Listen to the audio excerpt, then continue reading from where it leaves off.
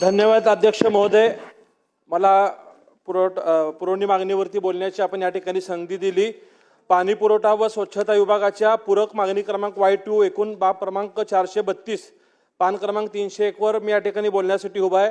सोलापूर शहराला दररोज पाणी पुरवठा होण्यासाठी मागील वर्षी हिवाळी अधिवेशनात समांतर जलवाहिनीला पूर्ण होण्यासाठी 89 कोटी रुपयाची मागणी मी त्या ठिकाणी केली होती. महाराष्ट्राचे मुख्यमंत्री देवेंद्र फडणवीस साहेब यांनी त्यांच्या 100 दिवसाच्या प्रोग्राममध्ये 89 कोटी रुपये मंजूर करून दिले आणि ती समांतर पाईपलाईन पूर्ण देखील झालेली आहे. परंतु पाईपलाईन पूर्ण झाल्यानंतर एक बाब अशी लक्षात आली की शहराला रोज पाणी पुरवठा करणं अद्याप शक्य नाहीये. फक्त जे पाणी नदीवाटी येत होतं ते पाणी आता पाईपलाईन वाटी येत आहे. काही भागाला 3 दिवस आड तर काही भागाला 5 दिवस आड पाणी पुरवठा होत आहे. ही बाब मुख्यमंत्र्यांच्या निदर्शनास आणून दिल्यानंतर 7 मार्चला त्यांनी सोलापूरच्या समतोल पाणी पुरवठ्यासाठी एक बैठक विधिमंडळाच्या वेळेस घेतली होती. त्यास त्यांनी 892 कोटी रुपयाला तत्वता मान्यता दिली होती. आज त्या 892 कोटी रुपयाच्या पाणी पुरवठा योजनेतनं सोलापूर शहराला नवीन 23 टाक्या बांधणे गरजेचे आहेत. त्याचबरोबर पाईपलाईन असतील. अध्यक्ष महोदय, या ठिकाणी संधी दिली त्याबद्दल आपले या ठिकाणी मनापासून आभार व्यक्त करतो.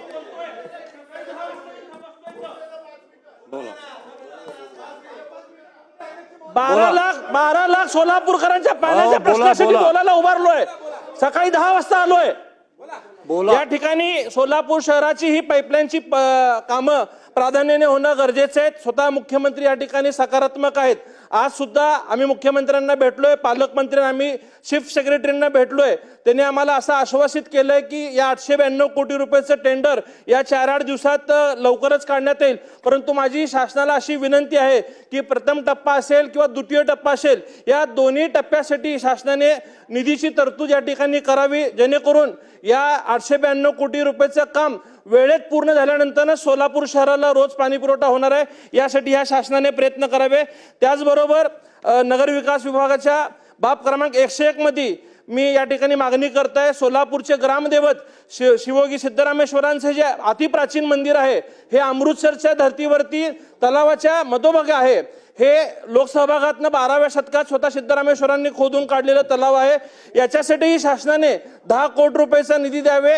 ईशान्य प्रवेशद्वार जे लक्ष्मी मार्केटच्या परिसरातलं अतिक्रमण काढून हा परिसर व इतर बाबी सुशोभित करण्यासाठी शासनाने 10 कोटी रुपयाची तरतूद यासाठी करावी. व महाराष्ट्र व देशातला जो धार्मिक भक्त सोलापुरात अक्कलकोट, पंढरपूर, तुळजापूरच्या दर्शनासाठी येतो, त्यांना सिद्धरामेश्वर मंदिराचा प्रसार होऊन अमृतसरच्या धर्तीवरती या मंदिराचा विकास होण्यासाठी मी मागणी या माध्यमातून सरकारला करतो. आणि आपण या ठिकाणी मला बोलण्याची संधी दिली. धन्यवाद.